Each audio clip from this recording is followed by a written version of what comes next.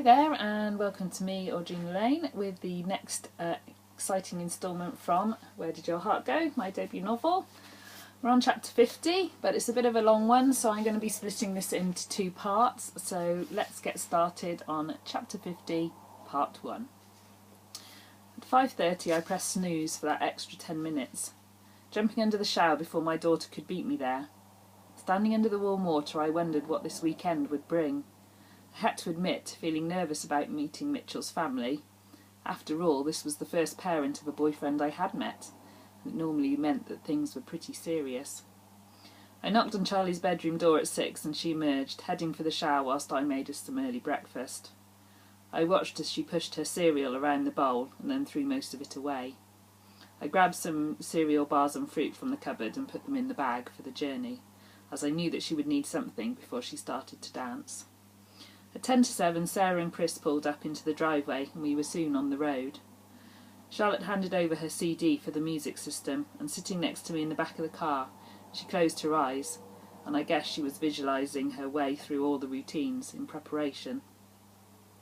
In between, she was on her phone, texting Julia and Mitchell in equal measure. I spent the time gazing out at the various different counties pass by the window, trying not to think of James every time the one song looped around again and took me back in time. We began to see the city of London crowding into the windows as traffic around us built up. "Shall we go straight to the venue and leave the hotel until later?" I said, as I watched my daughter staring at her watch. Chris nodded and continued to weave his way through traffic nearing the O2.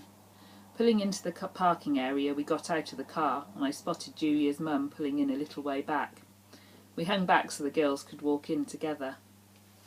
While Charlie and Julia managed to locate their practice area and the rest of the girls, Sarah found a coffee bar and we waited until we could take our seats.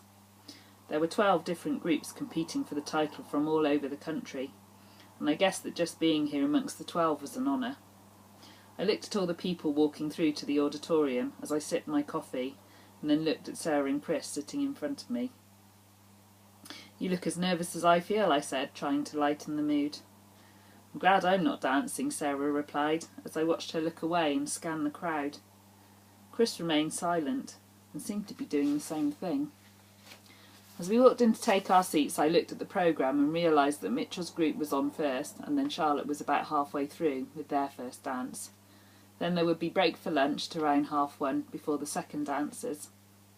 Looking around at all the other people watching, I saw a tall, slim bloke with short blonde hair taking his seat a few rows below us, next to an elderly couple who looked so familiar, but I just couldn't think why.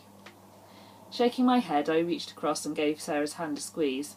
She smiled at me and the house lights went down. Then I saw Mitchell and the guys walking onto the centre of the stage. Their first dance was to a Justin Timberlake track, which I vaguely remembered Charlie playing a few times on her iPod. I was blown away at the way he moved and how the group as a whole controlled the dance floor and took the audience with them through the tricky steps and turns, somersaults and incredible acrobatics. As the music faded, the audience were immediately on their feet, and I joined in, though worried about how Charlie was feeling backstage. As the next few groups came and went, some with great applause and some not so great, I waited with bated breath for my daughter. "Charlotte's next," Sarah whispered into my ear. "Yes, I know, I feel sick." "She'll be great, I just know it," Sarah reassured, as the start of Umbrella filled the hall, and the backdrop on stage depicted falling rain. I held my breath all the way through, and at the end I knew from their faces they'd been practically perfect. Another standing ovation, and I spotted Mitch standing just in the wings as they left the stage. By the time the 10th group were performing, Charlie had appeared and found the spare seat next to us. "That was fantastic," I told her. "You were definitely the best group." "Oh, stop it, Mum. You're just saying that," she said, smiling. "Mitch and his group were better." "So when do we get to meet his family then?" I asked, and couldn't help but notice a strange look of panic cross her features, which seemed to be mirrored by Sarah. "I've spoken to Mitch and we're going to meet after the final dance today, in the foyer, if that's okay." "Sure." Charlie headed off again to change and get ready for their second dance. I saw her down at the front near the stage, talking to Mitchell. "Just off to the ladies," I said. "I'll come too," Sarah replied. All the way, Sarah seemed to be nervously checking all the people that were buzzing around. As we joined the queue, the elderly lady I'd seen earlier passed by and seemed to start and then smile at me. Perhaps she thought she knew me too. Perhaps it was one of the other girls' grandparents who maybe I'd seen at some of the previous dance events. "Do you have any lipstick?" I asked Sarah as we stood at the mirror. "I think I packed all mine in my other bag." "Sure," she replied, handing me some light-coloured gloss. "How do you think they're doing?" Well, I would say it was close between them, Mitchell's group, and that mixed group from London, Sarah decided, but hey, what do I know about dancing? The second half seemed to fly by even quicker. I enjoyed Charlie's Bond-themed dance to Skyfall, and once again the crowd did too, as the roof lifted to the sound of applause.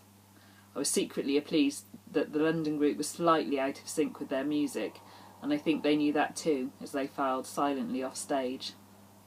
As the final two performed, I turned to see Charlie and Mitch. He slipped into the row of seats a bit further down, and Charlie next to me. "We nailed that one," she said, her face flushed from the exertions. "It was fantastic. The best in this half," I replied. "So what's the plan for later?" "Well, once you've met Mitchell's family, our two groups are just going to have an hour's run-through for tomorrow, so we decided it would be great for the girls in mine and the guys in Mitchell's to be like the end of the scene in the movie, and just join in from each side of the stage. We've checked with the organisers and they're going to let us do a couple of practices once the place is empty, so I'm afraid you'll have to hang around a bit before we go to the hotel." "That's no problem," I replied as the last group took to the stage. "I'm sure we can have a chat with Mitchell's family as we'll all be waiting," I said, noticing worry flit across my daughter's face, draining the colour away. With the last group finished, the lights came back on and we started to move and stand up. "I'll just go and get Mitchell," Charlotte said, weaving through the crowds in the aisles. I stood up and stretched my legs, waiting for people to disperse until there were just a few groups still hanging around. I stepped into the aisle with Sarah and Chris behind me and saw Charlie and Mitch. Then, as if in slow motion, the tall blonde guy who I'd seen earlier stood up, turned around so that I could see him. My heart leapt in my chest as he smiled that all-too-familiar smile that I'd never forgotten. He started to close the gap between us, but I closed my eyes and then opened them again. My world started to spin and my legs buckled. The last thing I remembered was hearing the sounds around me fade in my ears, memories from 24 years ago spilling over like a waterfall as I fell. And I'll be back with you for part 2 in just a moment, so hang around.